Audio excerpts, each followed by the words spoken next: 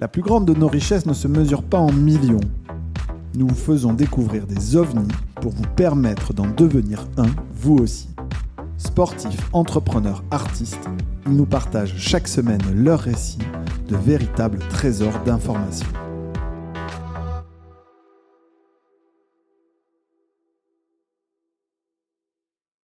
Hello à tous, salut Julien, comment vas-tu ? Bien, merci et toi Arnaud. Écoute, ça va, je suis vraiment très content de retrouver le chemin du studio. Je t'avoue qu'en janvier-février, j'ai laissé mes associés Mathieu Stéphanie, Augustin Sayer et Thomas prendre un peu le relais. Et je me suis remis dans les deals. J'ai rencontré plein d'entrepreneurs et on a 2-3 deals en cours. Donc très content de ce mois de mars et de ce premier trimestre. Avec OVNI Capital, nous, on a levé 50 millions en 730 jours.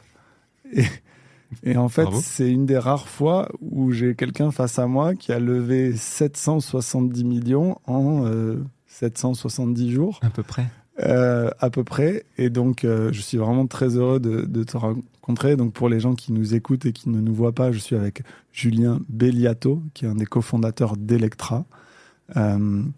On se disait juste avant de lancer l'enregistrement que Mathieu avait reçu ton associé.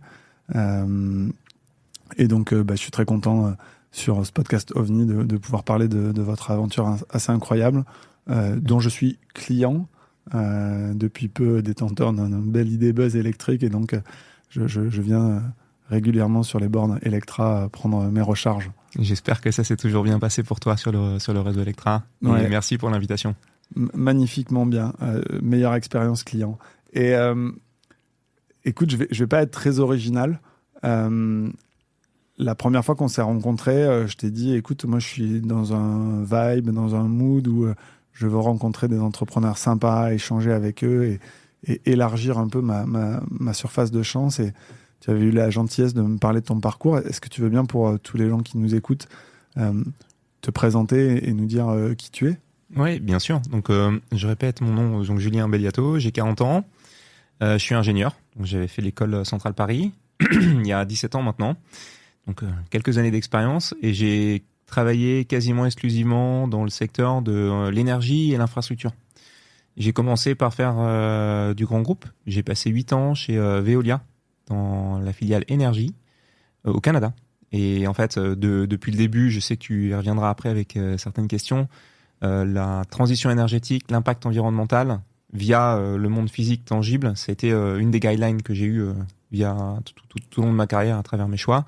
Et chez Veolia, je travaillais sur des gros projets d'infrastructure, construction d'hôpitaux notamment.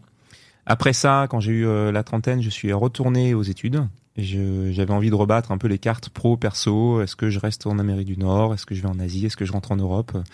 Et j'ai fait un MBA à l'INSEAD, qui était une année extraordinaire d'ailleurs, qui a permis de se poser plein de questions. Donc quand j'avais 31-32 ans, et ça m'amène en 2017. Et après ça, j'ai fait un peu de conseil en stratégie chez Bain & Compagnie à Paris. Donc je suis parisien depuis 7 ans maintenant. Et après, j'ai voulu retourner dans l'industrie et l'énergie. Et à l'époque, pour faire simple, je pense que j'élaborais sur la question d'après. Je voulais garder cette composante énergie, infrastructure, mais y ajouter de l'innovation, des cycles d'affaires plus courts, de la technologie, changer un peu la donne. Et à l'époque, aujourd'hui toujours, mais à l'époque, la recharge de véhicules électriques cochait toutes les cases. C'était un secteur dynamique, plein d'innovation. Donc tu voulais faire la même chose en mieux et avec un tempo beaucoup plus rapide que ce que tu pouvais vivre chez Veolia, Dalca ou même des structures comme Bain, c'est ça ? Ouais, c'est un peu comme ça. C'est un peu ça l'idée. Mais d'abord, avant de cofonder Electra, du coup, j'ai rejoint le monde de la mobilité électrique et de la recharge en particulier, en rejoignant une société qui s'appelle Allego, qui est un opérateur de bornes aussi. Et en fait, le secteur m'a passionné beaucoup plus que ce que j'avais anticipé. Okay. En revanche, ça faisait un moment que je voulais entreprendre. Je trouvais qu'il y avait des choses différentes, nouvelles, plus claires, un business model plus clair, plus axé sur la tech à faire. Et au bout d'un moment, j'ai décidé de cofonder Electra et ça fait maintenant 4 ans. Donc à 36 ans, je crois que c'est le bon âge a priori pour entreprendre parce que tu as suffisamment d'expérience acquise dans tes métiers précédents. Et encore, je pense, beaucoup d'énergie et de choses à apporter, d'impulser. Il n'y a pas d'âge pour entreprendre, mais Je crois que toutes les stats le montrent qu'entre 35 et 40 ans, généralement, c'est des bons vintage d'entrepreneurs. Ouais, j'ai trouvé que c'était un bon âge, oui. C'est aussi une histoire de rencontre.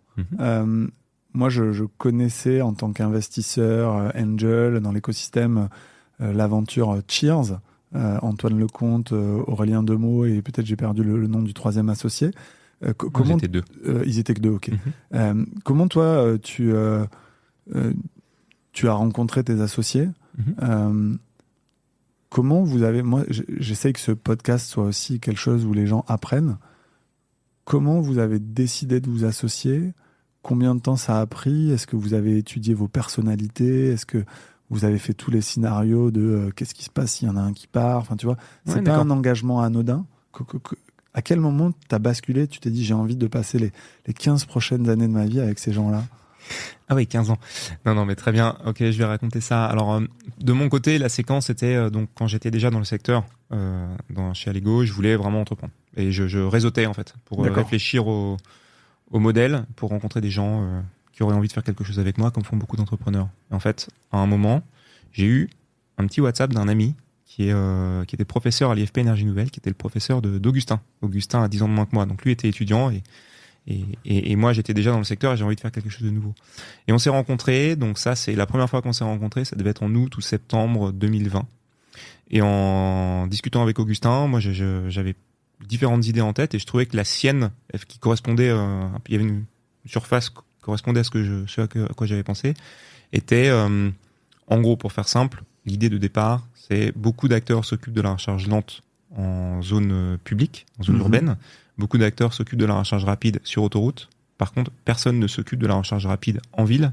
Et d'ailleurs, c'est pas étonnant, et on en parlera certainement après, parce que c'est compliqué d'un point de vue infrastructure, architecture, et aussi d'un point de vue software. Donc ça m'a plu. Donc je me suis dit, il faut y aller. J'ai envie, maintenant, comme tu disais, j'ai 36 ans, c'est le moment, c'est un secteur qui me passionne, ça coche les cases de ce qui va me passionner, donc j'ai envie d'y aller.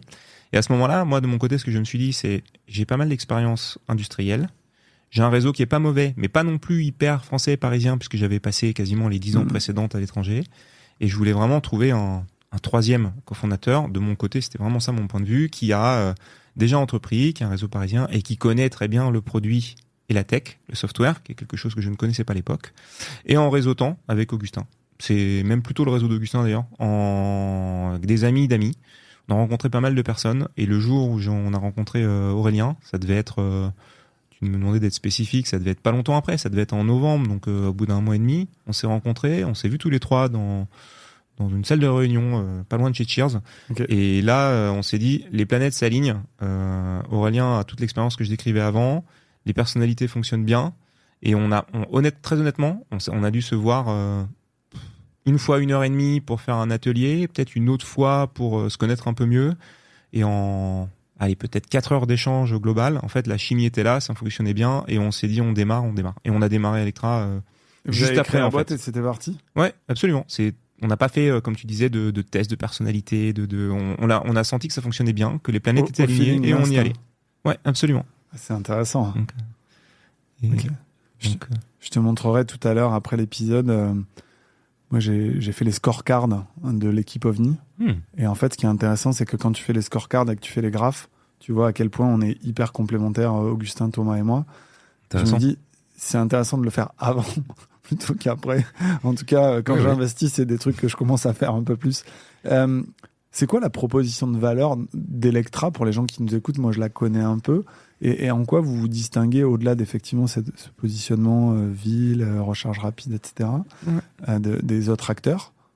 Alors, déjà pour préciser un tout petit peu, puisque certains doivent savoir comment on fonctionne, mais je précise un tout petit peu. Nous, on est chez Electra, le business model, c'est on déploie un réseau de stations de recharge rapide. Donc rapide, c'est 15-20 minutes en fonction des véhicules. Et c'est des stations qui sont ouvertes au public. Elles sont toutes ouvertes au public. Donc nous, on trouve des mètres carrés, des places de parking, on investit et on opère la station, on la gère sur la durée. Donc, comme tu me posais la question, en fait, il y a pas mal d'acteurs qui font ça. Il y a des acteurs qui viennent du monde de l'énergie, il y a des acteurs adossés à des fabricants automobiles comme Unity ou Tesla. Et nous, on est un pure player. On fait que ça. Et là, il y a déjà beaucoup moins de monde. Donc, le fait de faire que ça fait qu'on a une excellence dans la sophistication du produit, dans la fiabilité et dans l'expérience. Alors, le premier point différenciant, qui est une façon de décrire la proposition de valeur, comme tu as commencé à le décrire, c'est qu'on a décidé de s'attaquer principalement aux zones urbaines, périurbaines. Donc, on fait aussi un peu d'autoroute, je crois que tu as testé d'ailleurs. Ouais. Mais on fait principalement aux zones urbaines, périurbaines. Et ça permet de répondre aux besoins à la fois des particuliers, donc B2C, qui n'ont pas de solution pour se charger à la maison. Et en fait, il suffit de regarder le nombre de véhicules garés dans la rue la nuit, pas seulement à Paris, mais dans toutes les métropoles européennes, pour voir qu'il y a une solution spécifique à la zone urbaine. Ou B2C, pour les professionnels. Il faut penser aux taxis, VTC, ou au last mile delivery. Il y a vraiment un besoin dans les zones urbaines. Donc, première proposition de valeur, c'est les emplacements. Proposition de valeur ensuite, qui va très bien avec l'emplacement urbain, c'est l'expérience utilisateur qui est très soignée. C'est-à-dire que pour ceux qui n'ont pas l'habitude de charger, ça peut être compliqué. C'est-à-dire, on ne sait pas s'il faut charger utiliser une carte de crédit, une application, un badge, combien on va payer. Si je peux juste apporter le témoignage pour être un récent utilisateur de véhicules électriques. Au début, tu es quand même un peu stressé. Tu calcules et tout. Et en fait, tu te retrouves des fois à aller scanner des QR codes. Tu arrives sur un site. Sur un site, tu as la pop-up que je connais bien, des cookies. Quand c'est pas Acceptio, la pop-up des cookies bouffe tout ton écran quand tu mets ta carte bleue. Enfin, en fait, tu peux avoir des expériences utilisateurs où c'est quand même très compliqué versus effectivement vous, où on sent le côté produit, etc. Où hop, tu scannes, bim bam, et c'est fait en 3 clics. Exactement. Ça marche, quoi. Et d'ailleurs, sur les 235 personnes qui achètent Electra aujourd'hui, il y a environ 40 personnes qui font du produit, du logiciel. Okay. Donc l'expérience est soignée de bout en bout. Et la partie logicielle, l'application, je vous invite à l'essayer. Donc allez vous charger si vous pouvez. Elle est très soignée. Et le maître mot, c'est la simplicité. Il faut que ce soit simple, fluide, de bout en bout. Et toi, avec ton background tech, ingé, quelle approche t'as mis en place avec tes équipes pour justement optimiser la vitesse de charge, réduire la latence, comment t'anticipes l'évolution des standards? Enfin, tu vois, c'est quoi on va dire, qu'est-ce qui t'occupe au quotidien? Oui, je comprends. Alors, sur la façon de construire l'infrastructure, parce que ça démarre par une infrastructure qui est bien conçue, bien sécurisée, et ensuite il y a la partie software, logiciel qui fait beaucoup la différence, comme tu le mentionnais avant. C'est déjà bien choisir les bornes, hein, pour être bien clair, les bornes, on les fabrique pas, on les achète. Donc il a fallu faire très attention à la bonne qualification du produit qui correspond à ce qu'on veut en termes de puissance et en termes d'interface logicielle. Donc on est très content de notre fournisseur principal et nos différents fournisseurs, et ça a été un point clé. Ensuite, il suffit pas de poser les bornes, il faut s'assurer que l'infrastructure en amont est bien faite. Donc c'est des raccordements au réseau, hein. Contrairement aux stations-service où on met des réservoirs et les camions viennent, là il faut être raccordé au réseau, sinon il se passera pas grand-chose. Et donc il faut dimensionner le raccordement au réseau de la bonne façon, mettre en place les transfos, l'équipement électrique de la bonne façon. Et typiquement, en comparaison pas mentionner, mais de pas mal de compétiteurs, nous on dimensionne bien. C'est-à-dire que avant que le raccordement ou le transfo soit trop petit par rapport à la puissance acceptée par les véhicules, il va se passer de nombreuses années, voire ça n'arrivera jamais. Ah, parce que sur certains endroits où tu recharges, tu penses que c'est le cas? Ouais. Okay. Sur certaines stations, il y a beaucoup de points de charge, par exemple. Okay. Quand il y a beaucoup de voitures en même temps, la puissance max n'est plus disponible puisque la puissance est partagée à travers tous les points de charge. Ça, c'est de la subtilité un peu technique. Ouais, mais nous, on a décidé de monter la puissance en moyenne par rapport au marché, par rapport aux besoins de points de charge. Voilà. Et en fait, aujourd'hui, on considère d'ailleurs que, alors c'est du 400 kW qu'on déploie par borne. Donc tous meilleurs véhicules très chers prennent 300, 320. En général, quand on a 120, 150, 180 kW aujourd'hui, c'est déjà très bien, mais la puissance va monter parce que les batteries s'améliorent. Donc on considère que notre infrastructure elle est future-proof pour au moins 10-12 ans. Bon, et puis après, pour ce qui est, tu parlais de latence sur la tech, j'imagine, sur l'application. Ouais. Alors là, c'est un sujet que je connais moins bien. Okay. Mais l'équipe tech gère ça, ouais. Voilà, gère ça, et c'est sûr que c'est une des grandes priorités parce qu'il n'y a rien de plus désagréable quand on scanne un QR code comme tu le disais avant, d'attendre même 10 secondes, c'est trop long, quoi. Voilà. Ouais, ou même je donne cet exemple de t'as scanné ton truc, t'as lancé, tu vas à la machine à café, etc. et finalement le truc tourne en boucle et tu sais plus où t'en es dans ta recharge, machin, enfin, alors que c'est quand même intéressant d'avoir en temps réel où t'en es dans ta recharge, pouvoir l'arrêter, etc. Enfin, l'expérience utilisateur est vraiment importante. Et Sur Absolument. la partie intelligence embarquée, du coup, dans les bornes, la data collectée, justement, pour améliorer cette expérience utilisateur, et il y a peut-être un enjeu de renta. Comment tu travailles? Comment vous réfléchissez? C'est quoi le...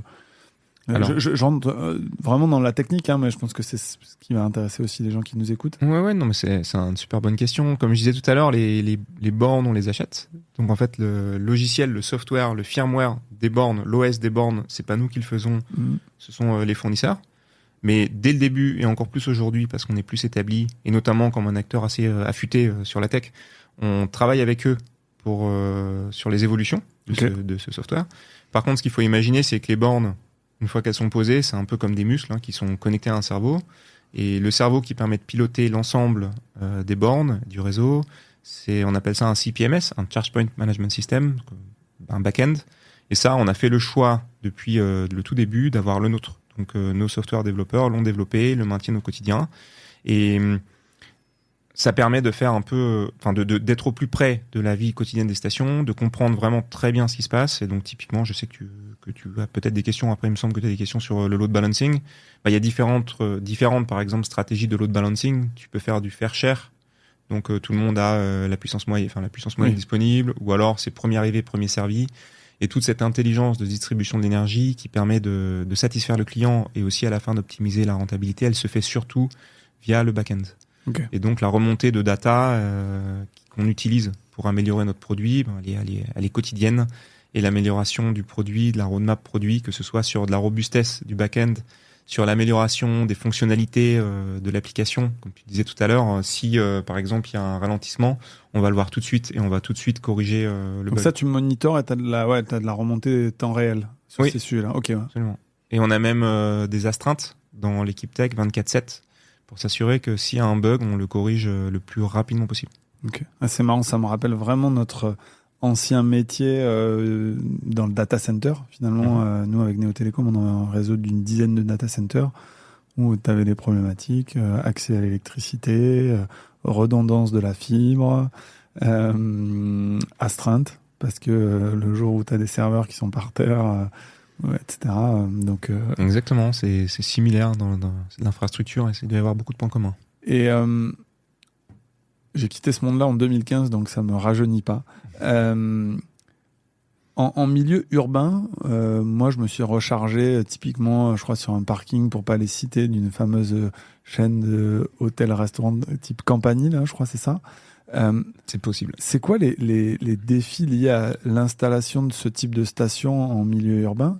Parce que j'imagine que ces zones-là doivent être très courtisées. Ils doivent faire des espèces d'appels d'offres. Comment ça se passe? Comment tu décides? C'est une question que je t'avais posée la première fois qu'on s'est rencontrés. Ah tiens, à Montpellier, près d'Arène, je vais venir me mettre là. Voilà, comment ton équipe et toi, vous réfléchissez là-dessus sur ce dessin du réseau? Un peu comme nous, opérateurs, historiquement, on mettait des points de présence, on mettait des data centers, on regardait les routes Internet, on faisait du load balancing pour optimiser tout ça. Comment vous réfléchissez à tout ça? C'est une super bonne question. En fait, avant tout, il faut comprendre qu'on a développé un outil en interne qu'on a appelé Network Planning, qui prend en compte de la data, soit qu'on achète, soit qui est public. Par exemple, les flux des routes aux alentours ou la compétition déjà présente. Et ensuite, on a un modèle qui permet de prévoir la quantité de kilowattheures, donc l'énergie capturable, parce qu'on fait des hypothèses de part de marché, etc. Et donc, il y a un potentiel en fonction des zones, il y a un potentiel. Évidemment, on a besoin de ça parce qu'on est quand même dans un modèle d'investissement infrastructure. Et donc, il faut prendre une décision d'investissement éclairée. On connaît un CAPEX moyen, on connaît les OPEX. On verra au bout de quelques années ce que ça donne. Pour l'instant, on est complètement en ligne ce qu'on avait prévu. Et il faut prévoir les lignes de revenus. Donc, en fait, on a cet outil analytique qui permet de qualifier une zone. Et après, plus spécifiquement en termes de go-to-market et de développement commercial, il y a plusieurs verticales, plusieurs façons de faire. Il y en a une qui est hyper précieuse parce que ça permet de choisir un par un. C'est l'approche SMB, donc Small Medium Business. Donc là, ça peut être des franchisés, des propriétaires d'hôtels qu'on va voir un par un, on les appelle, etc. Il y a aussi les grands comptes. Donc aujourd'hui, on a des partenariats, par exemple, avec Deleuze en Belgique ou Indigo, Vinci sur les autoroutes. Donc ce sont des grands groupes qui produisent des appels d'offres auxquels on répond et donc sur lesquels on est mis systématiquement en compétition avec beaucoup de monde en général. Et ensuite, il faut être le meilleur sur le produit, le loyer, etc. J'ai une start-up, s'ils nous écoutent, ils vont être contents, que je peux te recommander sur les gains d'appel d'offres, qui a fait un soft un peu verticalisé pour gagner les appels d'offres. Ça s'appelle Synkeo. Okay. Les mecs sont vraiment bons. Faut que j'attende un peu avant de sortir notre épisode. Ils sont en train de lever et c'est pas encore bouclé, mais vraiment je suis allé tester leurs produits et quand tu te mets dans la peau d'un acteur comme toi ou d'autres dans les télécoms et autres qui ont besoin de produire des appels d'offres, de répondre et tout, ça marche plutôt bien. Avec plaisir. Vous avez levé donc 770 millions, je le disais. C'est impressionnant, 15 fois la taille de notre fonds. Merci. Est-ce que tu peux me raconter un peu les étapes de cette levée de fonds? Toi, c'est pas forcément un exercice en plus auquel tu étais rompu, contrairement à ton associé. Comment on apprend à cette vitesse de la lumière finalement? Comment tu as fait pour monter en compétences rapidement et rassurer finalement vos partenaires financiers? Je pense, pour répondre de manière très générale à cette question-là, et si tu veux, je pourrais donner un petit peu de détails sur les différents process. C'est la complémentarité, surtout entre Aurélien et moi, joue un grand rôle dans le succès général d'Electra. Alors aujourd'hui, on est 250 personnes, donc je pense que cette dualité, on va dire infrastructure, industrie d'un côté, produit tech, brand de l'autre, elle fonctionne très très bien en fait. Donc quand on fait des levées de fonds comme ça, Aurélien a évidemment beaucoup d'expérience, il l'a fait par le passé, et ça s'est vu tout de suite, et ça nous a aidé à lever très vite sur le premier tour, c'est sûr. En fait, il y a un côté vision, marché qu'Aurélien porte très bien, moi aussi, mais je trouve qu'Aurélien le fait très bien. Et il y a un côté pied dans la terre de l'ingénieur que je suis aussi, qui permet de rassurer. C'est la raison d'ailleurs pour laquelle on a levé aussi vite, aussi bien, parce que derrière on délivre bien comme il faut avec les bons process. Et donc, pour répondre à ta question, je pense que cette complémentarité-là a aidé beaucoup au succès d'Electra en général et en particulier dans les levées de fonds. Et comment j'ai appris? Bon, tout simplement en pratiquant. Et après, c'est Aurélien, c'est moi, mais c'est aussi tout l'exco derrière, l'ensemble des équipes qui contribuent aux levées de fonds, et on a une super équipe. Je fais travailler mes étudiants à Sciences Po sur le business model Canva, un deck startup, et j'en ai un de mes étudiants que tu connais bien parce qu'il est aussi chez vous. Et là, dans 15 jours, ils doivent me faire le pitch deck d'Electra. Intéressant. Et qu'est-ce qu'il y avait dans ce pitch deck d'Electra, à part ce que tu viens déjà de me raconter? Parce que tu vois, le hardware, c'est vrai que c'est quand même plus difficile à financer que des boîtes soft, des levées avec des fonds un peu d'infra comme ça, ou des structures de tour un peu hybrides, c'était pas la norme. C'était quoi le petit truc en plus qu'il y avait dans votre deck au-delà de l'équipe? C'était la vision, c'était... Alors, tu parles, je pense, surtout du premier tour, VC. Je pense qu'il y avait... Alors la question, c'est la valeur ajoutée par rapport à ce qu'on est que un infrastructuriste, qu'est-ce qui fait qu'on a réussi à aller aussi vite, aussi bien. Donc il y a effectivement, je pense que ça joue énormément, le fait d'avoir une équipe, comme tu le disais, c'est important, d'avoir une équipe, une founding team et les premiers membres de l'équipe qui sont hyper pertinents, hyper motivés. Et ensuite, je pense que l'obsession, en tout cas le fonds principal qui a investi chez nous au premier tour, c'est Serena Capital. Il n'y a eu pas que, mais aussi First, mais c'est surtout Serena. Je sais que leur obsession, c'est investir dans une équipe qui est en capacité de bâtir une position quasi monopolistique sur un gros marché. Donc en fait, si tu regardes le marché de la mobilité électrique et de la recharge, il est très gros, il est complexe, il est très gros, très profond. Et à l'époque, il était quasiment exclusivement traité par des infrastructuristes et des énergéticiens. Et l'idée, c'est que on le voit de toute façon dans la transformation des véhicules.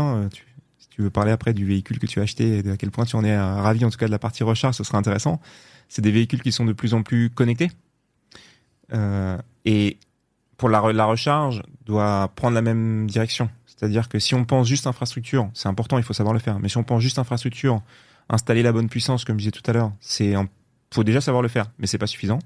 Il faut injecter le mindset, l'état d'esprit, software, produit, se mettre à la place du client, développer une marque inspirante. Et en fait, il y a très peu d'acteurs qui savent le faire. Donc c'est votre vision 360 et le fait que vous sachiez gérer finalement tous ces aspects-là qui, tu penses, ont vraiment fait la différence. Ouais, je pense que la complémentarité de la solidité infrastructure et la vision software-produit a beaucoup joué. Et typiquement, tu vois, ce qu'on a essayé de faire depuis le début, c'est garder ce qu'il y a de mieux du monde du produit de la tech, dans la manière de gérer l'entreprise, l'agilité, la vitesse de décision, l'importance de la marque, mais aussi ce qu'il y a de mieux du monde de l'infrastructure et de l'industrie, savoir monter une supply chain robuste, gérer la sécurité sur les chantiers. Et en fait, on avait une équipe incroyable dès le début pour une exécution au rasoir, ce qu'on a fait jusque-là. Donc pour le redire, vous avez levé 15 millions juin 2028, 28 juin 2021. Oui. Vous avez levé 27 millions 18 décembre 2023, mais c'était plutôt de la dette. Vous avez levé 160 millions 30 juin 2022 et 304 millions 15 janvier 2024. Oui, alors si tu veux, pour être bien clair, en fait, on a eu des levées de fonds en equity dans l'entreprise, donc dans Topco, la première de 15 millions d'euros en VC, la deuxième de 160 millions d'euros via plutôt des fonds d'infrastructure, pas que, mais qui était en juin 2022, et ensuite la dernière que tu mentionnais de 304 millions d'euros, c'est aussi en equity dans l'entreprise. Et ensuite, on a eu une série d'autres levées de fonds. Voilà, où on a monté des sociétés de projet type Assetco, sur lesquelles on a des co-investisseurs, type ADEM, etc., ADEM Invest ou Banque des Territoires. On a aussi fait du financement de projet avec de la dette en Belgique. On a aussi monté une joint venture en Suisse avec un fonds qui s'appelle EIP. Et si tu fais la somme de tous ces montants-là, y compris les subventions, parce qu'on a aussi capturé beaucoup de subventions. Là, tu as 770. On est à 770 millions. Excellent. C'est comme ça qu'on y arrive. Bon, 2025, ça fait le milliard, c'est ça? Oui, absolument. Est-ce que tu as un enjeu, quand tu es une boîte comme Electra, d'atteindre quand même le break-even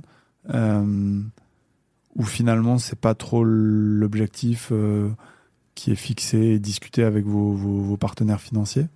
Alors, si, il y a toujours un enjeu de break-even et de rendement financier, même pour nous, c'est sûr. Par contre, ce qu'il faut bien comprendre, bien avoir en tête, c'est qu'on est sur un modèle d'investissement long terme. Donc là, on est vraiment dans un cycle d'investissement fort. Hein. Donc on parlait il y a quelques années. Absolument, exactement. Et donc le break-even va arriver bientôt et il est en ligne avec ce qu'on avait prévu. Enfin, en tout cas, aujourd'hui, les prévisions sont en ligne avec ce qui était prévu dans les levées de fonds. Donc il y a un enjeu, mais par contre, c'est pas du tout un enjeu de court terme. Okay. De toute façon, il faut bien se rendre compte. Hein, aujourd'hui, il y a à peine plus en France sur 39 millions de véhicules. Il y a à peine plus d'1 100 000 véhicules électriques à batterie en circulation. Donc les véhicules vont arriver. Et on voit bien que quand les véhicules vont arriver, les métriques vont changer, vont évoluer en ligne avec ce qu'on avait prévu. Et à ce moment-là, on arrivera au break-even. Tu m'as dit 1 100 000 sur 37 millions, c'est ça? 39, ouais. 39, ouais, donc à peu près 3% de véhicules électriques. Ouais. Et aujourd'hui, on a de la marge. En mars 2025, on aimerait bien que ce soit un peu plus élevé, mais ça viendra. À peu près 18% des véhicules neufs sont vendus en électrique. Ok. Il y a un sujet vraiment en ce moment c'est pas qui me préoccupe, mais qui m'obsède, c'est la culture d'entreprise, que ce soit celle d'OVNI Capital ou celle des startups qu'on finance. Comment tu l'as géré dans ce cadre d'hypercroissance? Comment tu recrutes bien 250 personnes en si peu de temps? C'est un super sujet, ça doit être la priorité du quotidien, parce que je pense que l'équipe qu'on a mis sur pied et qu'on continue à faire croître, c'est l'élément clé du succès, clairement. Alors comment on a fait ça? On a pas mal recruté nous-mêmes à la main au début. Ensuite, on s'est pas mal entouré de chasseurs de tête. Faut pas hésiter à aller chercher les bons talents. Et ensuite, tu parlais de recrutement et de culture. Très important d'avoir une équipe ressources humaines, people. Les équipes people, les équipes ressources humaines ne doivent pas faire seulement la paie, l'administration, etc., mais doivent être excessivement impliquées dans la réflexion stratégique de l'organisation, les organes de gouvernance, la mise en place de la culture. Et je remercie Marie, si tu m'écoutes. On est très heureux de t'avoir. C'est très précieux de mettre en place une équipe qui s'occupe de ça aux côtés des fondateurs et d'équipes dirigeantes. Je pense qu'après, il y a un effet d'auto-réalisation. C'est-à-dire qu'une fois qu'on a priorisé la qualité des profils, un certain type de culture... C'est quoi le type de culture alors? Alors nous, on a 3 valeurs principales. Okay. Alors, trois tout court d'ailleurs, mais en fait, on pourrait en décliner plusieurs. C'est passion, simplicité, audace. Donc passion, je pense que c'est assez clair. Simplicité, ça m'interpelle. Ouais. Alors la simplicité, ça veut dire quoi hein? Chez nous, ça veut dire que je parlais de la simplicité du produit tout à l'heure. Donc tout ce qui est sophistication, ça doit être traité derrière par nous. Par contre, à la fin, pour l'utilisateur, faut que ce soit simple. Donc c'est la même philosophie dans la culture de l'entreprise. C'est-à-dire que par exemple sur la manière de communiquer, il n'y a pas de verticalité, il n'y a pas de courbette. C'est simple, on se tutoie. Les réunions, il faut que ce soit efficace, qu'on prenne les notes. Il y a un moment, on en a eu un peu trop. Maintenant, on est plus efficace. Mais il y a un bon mix de culture d'écrit, d'oral. On fait des choses simples, normales.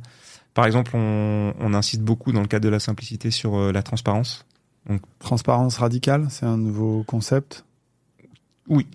Genre, par exemple, les notes du COMEX sont partagées avec toute l'entreprise. Les salaires, c'est assez... Alors non, radical, pas à ce point-là non plus. Parce pas comme Alan, Non, pas à ce point-là non plus. Okay. Donc c'est peut-être pas radical non plus, mais en tout cas, un bon niveau de transparence. Et après, l'audace, il faut bien se rendre compte, quand on a démarré, on était 3, et en face de nous, il y a un Total Energy, EDF, etc. Donc tout petit versus des géants. Donc si on n'est pas audacieux, si on voit pas les choses en grand, go big or go home, si on teste pas des choses pour se différencier, si on n'a pas l'innovation dans notre ADN, on va pas y arriver. Et donc il faut être audacieux au quotidien, il faut prendre des risques business. Et c'est ce qu'on fait depuis le début. Et donc dans les profils qu'on recrute, en moyenne, en général, sont des profils à orientation entrepreneuriale, des profils qui sont passionnés, qui ont plein d'idées au quotidien, qui vivent Electra, qui respirent Electra. T'as la moyenne d'âge d'Electra? Aujourd'hui, la moyenne, c'est 33 ans. Ok. Écoute, je l'ai fait, moi, tout à l'heure. On n'est que 4 chez OVNI, ça va beaucoup plus vite. C'est 34 et demi. Ah bah, on n'est pas loin. Je parle pour les profils opérationnels. Heureusement, on bénéficie aussi d'actionnaires un peu plus âgés, comme Mathieu Stéphanie et autres, qui nous apporte au-delà des cheveux gris, s'il m'entend, il va me tuer, des conseils, une expertise et pas mal de choses. Donc on disait moins de 3% ou à peu près 3% de véhicules électriques aujourd'hui. En France. Beaucoup mieux en Belgique et dans d'autres pays autour sur lesquels on est aussi actif. C'est quoi les freins principaux à l'adoption aujourd'hui pour toi? Alors pour moi, c'est l'offre, les véhicules. C'est-à-dire que aujourd'hui, les véhicules commencent à être très qualitatifs. Il commence à y avoir des véhicules, alors je parle pas que de Tesla, qui a pas très bonne presse en ce moment. On voit que les ventes tombent beaucoup d'ailleurs. Mais au-delà de Tesla, c'est vrai que les véhicules, jusqu'à il y a pas longtemps, ils sont soit un peu limités quand même en autonomie et en puissance, soit un peu chers. Donc il y a des véhicules qui coûtent 40-45 000 euros, qui ont une très bonne autonomie, qui chargent vite, mais ça reste des véhicules assez chers. Donc aujourd'hui, ce qu'il faut réussir à faire, c'est, on va dire, la spec parfaite.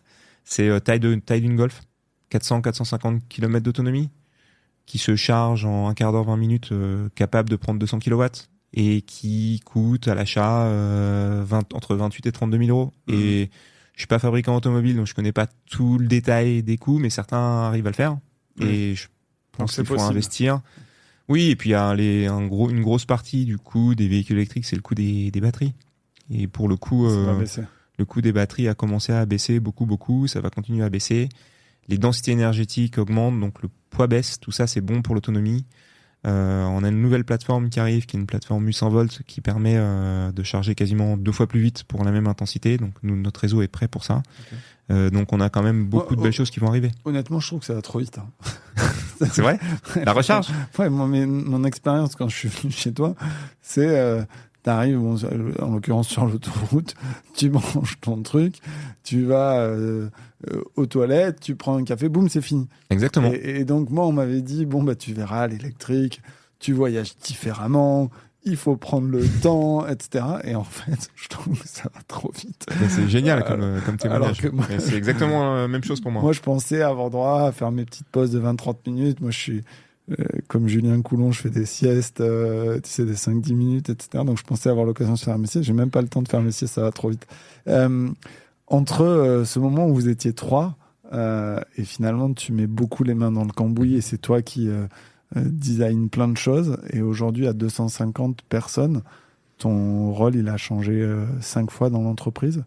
Comment 5 fois, c'est le bon nombre, 5 je fois. pense. Comment tu as abordé ces 5 transitions-là, et quels conseils tu donnes à tous les entrepreneurs qui nous écoutent et qui vont être confrontés à cette phase un peu aussi de scale, peut-être dans des proportions un peu moins différentes, enfin, un peu moins importantes, mais ce que je veux dire, c'est que passer de 5 à 15, c'est un challenge, de 15 à 50, c'est encore un autre challenge. Comment toi, tu as traversé tout ça? Alors, tu parlais de 5 transformations, c'est vrai que c'est la sensation que ça donne, mais je pense qu'au final, la transformation, elle est quotidienne. C'est-à-dire qu'au quotidien, il faut se poser la question de son rôle et de comment l'organisation doit évoluer pour se préparer au coup d'après.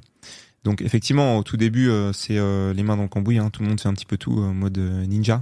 Après, on recrute, les gens se spécialisent, et moi, mon rôle, il est encore un peu les mains dans le cambouis parce que j'aime ça. Et je trouve que c'est précieux d'être proche des opérations, de comprendre le business. Je pense que ça permet d'avoir des idées, ça permet de mieux gérer l'entreprise. Donc j'aime bien naviguer des moments où on réfléchit à la stratégie à des moments où c'est les mains dans le cambouis. Je pense qu'il faut savoir un des axes principaux, c'est se poser la question de l'organisation. C'est-à-dire que en permanence, l'organisation, nous, elle a changé tous les trimestres. Donc un de mes rôles principaux, ça a été et c'est toujours de penser à l'organisation pour l'étape d'après. D'oser la questionner, de la remettre en question, de Ouais, la faire absolument. bouger. Et en fait, c'est assez marrant. Je pense que même si tu posais la question de la culture, en fait, ça fait partie de la culture maintenant. De réorganiser, de s'adapter, de changer le fonctionnement de la matrice centrale locale avec les pays et le HQ, etc. Et donc, je pense que, bon, pour ce qui est de mon cas, je pense que l'idée pour scaler sur 250 personnes, c'est de trouver les bons relais, les bons leaders, qu'on sait former à la culture de l'entreprise, au style de management qui correspond au leadership qu'on veut avoir, et eux-mêmes à les former à former les suivants. Ok. C'est du leadership assez classique, mais c'est hyper clé. Est-ce que dans toutes ces transformations, tu as eu des moments de flow, des moments de grâce, des moments où quand tu y repenses, tu as des espèces de frissons? C'est quoi tes meilleurs moments, les meilleurs souvenirs, si tu devais en retenir qu'un et le partager? C'est une super question. C'est difficile d'en choisir un parce qu'il y en a plein. Il y a tout le temps des Celui des auquel choses. tu penseras sur ton lit de mort le plus tard possible, mais où tu te diras, putain, ça c'était quand même incroyable, je sais pas. T'as pas ça? Oh bah si. En fait, il y en a plein, hein. Il y a la première station qui respire. Il y a les moments où on fait la fête ensemble pendant les off-sites. Il y en a plein. Mais alors, j'ai envie de dire, c'est marrant, c'est ce à quoi je suis peut-être le plus sensible. C'était pas hier, ça fait quelques mois maintenant, mais quelqu'un est venu me dire, soirée de Noël, donc c'était il y a pas longtemps, est venu me dire, écoute, je pense que la personne avait bu un petit verre de champagne, c'est parfait, est venu me dire, écoute, il faut que je te dise, Julien, depuis que je suis chez Electra, je revis. Et alors ça me met les larmes aux yeux. Okay. C'est hyper important. Donc il y a le côté leadership, aventure. En fait, je pense que si les employés se sentent bien, le business suit, les clients sont contents. Moi, je le pense beaucoup comme ça. Et donc, évidemment, il y a des milestones financiers hyper importants. Il y a évidemment aussi la levée de fonds de 300 millions d'euros qui était quand ça a été closé, ça a été un moment incroyable. Mais je pense que ce pourquoi je me lève le plus le matin, c'est vraiment le bonheur des gens qui travaillent chez Electra. C'est ça ton drive et ce qui te donne, toi, le plus d'énergie aujourd'hui? Ouais. Je pourrais en parler de plein d'axes, mais je pense que s'il faut en choisir un, c'est celui-là. Cool. Écoute, merci de le partager. C'est une question que j'ai assez rarement posée, mais je sais pas, elle est venue comme ça. C'est une bonne question. Je l'ai pas si simple, mais je l'ai trouvée intéressante. Ne me la pose pas en retour, je suis incapable d'y répondre. Quel conseil tu donnerais aujourd'hui à des entrepreneurs qui voudraient se lancer en France, dans la tech, dans la deep tech, dans l'infra? C'est quoi le conseil le plus important pour toi? Faites-le si vous avez très envie. C'est-à-dire que faut pas être entrepreneur parce que c'est cool d'être entrepreneur. Il faut le faire parce que vous êtes passionné, parce que vous avez envie, parce que le matin, vous allez vous lever pour le faire. Et que, je donne un exemple, hein, ça va être dur. En fait, ça va être dur, ça va secouer, ça va être... c'est comme... moi, je le compare souvent à l'alpinisme, j'en fais un petit peu, j'adore la montagne. Donc, pourquoi certains aiment la montagne, pourquoi certains aiment autre chose, j'ai pas de réponse à ça, on est construit comme ça. Et l'entrepreneuriat, c'est un peu comme l'alpinisme ou certaines des passions, ça va être difficile, mais ça va être génial si vous le faites pour les bonnes raisons qui sont que vous avez envie. Donc, en gros, il faut quand même pas faire n'importe quoi. Donc, il faut se poser la question du marché. S'il y a un marché, même si, en gros, l'idée que vous avez, elle est très peu différente de ce que font certains autres. Si vous avez un angle un peu différent et que vous savez que vous allez exécuter hyper bien l'exécution et que vous avez très envie, que vous avez le feu, que vous savez transmettre votre motivation, votre envie, la mission, c'est du leadership aussi autour de vous, il faut y aller. Tu parles de moments durs. Effectivement, moi j'en fais aussi un peu d'alpinisme. Je crois que je t'avais partagé la Meige et d'autres sommets que j'ai fait un peu comme ça. Pareil, si tu devais retenir un moment particulièrement dur où tu as douté de toi, des équipes, c'est quoi le pire moment d'Electra sur les 4 dernières années? Alors là, encore plus dur celle-là comme question parce qu'il y a énormément de choses positives qui se passent chez Electra. Je pense qu'il y a eu un gros appel d'offres avec des centaines de sites sur lesquels on comptait beaucoup au début. Okay. Et on s'est dit, si ça s'est fait, il n'y a plus qu'à exécuter et on l'a pas gagné. Et c'est vrai qu'il a fallu quand même quelques semaines pour se dire, c'est pas grave. Et finalement, d'ailleurs, plusieurs années après, je pense que c'était une bonne chose. Parce que sinon, on aurait eu quasiment un seul partenaire. Et finalement, on en a plein et c'est mieux en termes de robustesse. Ouais, mais sur le moment, c'est vrai que ça a été difficile. C'est un coup dur. Ouais, elle n'était pas dans la trame des questions, mais, non, mais c'est on n'est pas obligé question de respecter toujours le script. Ouais. Par rapport à mon associé Mathieu, quand même, je respecte particulièrement les questions que j'envoie à mes invités parce que des fois, c'est moi qui fais les scripts de Mathieu et en fait, il respecte aucune des questions qui sont dans le script. Donc, j'essaye quand même de m'y tenir. Écoute, on arrive quasiment sur la fin de l'épisode. C'est quoi les principaux défis pour vous, toi à titre personnel, pour Electra, et qu'est-ce qu'on peut vous souhaiter dans les prochaines années? Alors, les principaux défis, on en parle beaucoup, on est assez vocaux là-dessus en ce moment, c'est d'améliorer l'opinion publique sur le véhicule électrique. C'est-à-dire que sur les dernières années, quand on a commencé, et même l'année dernière, c'était plutôt positif. C'est-à-dire il y a toujours des gens qui sont pour, des gens qui sont contre. Mais en ce moment, il y a quand même une petite musique de fond anti-véhicule électrique pour des raisons complètement irrationnelles, selon moi. Et en fait, nous, on est pure player, on déploie un réseau. On investit des centaines de millions d'euros pour déployer un réseau. Et c'est une jambe hyper importante pour contribuer au développement de la mobilité électrique, qui elle est très vertueuse en termes d'impact environnemental, on peut en débattre, mais quand on connaît les vrais chiffres, c'est très, très positif.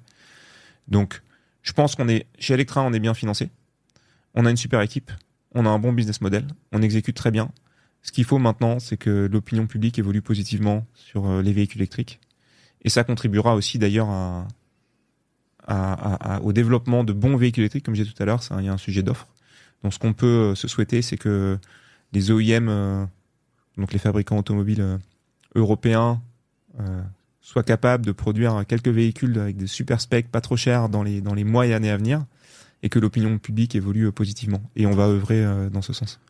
À l'heure où on enregistre, on est le lendemain de l'allocution d'Emmanuel Macron, avec beaucoup de choses qui bougent sur la géopolitique et les relations diplomatiques internationales. Je pense qu'il va y avoir un nécessaire réveil et sursaut européen, et qui va aller quand même, à mon avis, en ce sens. Je pense aussi et je l'espère. T'as un livre à recommander aux gens qui nous écoutent, qui t'a marqué, qui t'a qui t'a donné envie d'entreprendre? T'as quelque chose comme ça? Attends, si tu veux, celui-là, tu le couperas et tu la reposeras parce que je sais très bien de quel livre et c'est juste, je me rappelle plus du. Tu pourras faire ça? Ouais, bien sûr, je peux tout faire, tu sais. Je suis un couteau suisse. Écoute, on est le 6 mars tout à l'heure, je suis passé acheter un livre qui a été écrit par Marie Houtier. Je le montre à la caméra et qui s'appelle Exit et qui va être justement mon livre de chevet dans les prochains jours. Mathieu l'a reçu sur Génération Do It Yourself. De ton côté, est-ce que il y a justement un livre, un ouvrage qui t'a plu particulièrement ces dernières années et que tu veux recommander aux gens qui nous écoutent ou qui nous regardent? Oui, un livre qui m'a beaucoup aidé, ça s'appelle Ninja Innovation de Gary Shapiro, qui est toujours un bon rappel sur la différence entre les startups, les organisations agiles. Et bon, on n'est pas très gros chez Electra, on est 250, mais on est quand même maintenant une PME. Et c'est vrai que rester agile avec cette approche ninja, c'est quand même très différenciant, très utile, et donc je recommande la lecture. Bon, il y a les ovnis et il y a les ninjas. Merci Julien, je suis vraiment ravi d'avoir enregistré cet épisode avec toi. Je te souhaite plein de bonnes choses et puis à très bientôt. Merci tout le monde pour vos écoutes, vos commentaires. J'espère que cet épisode avec la pépite Electra vous aura plu. À bientôt. Merci Arnaud.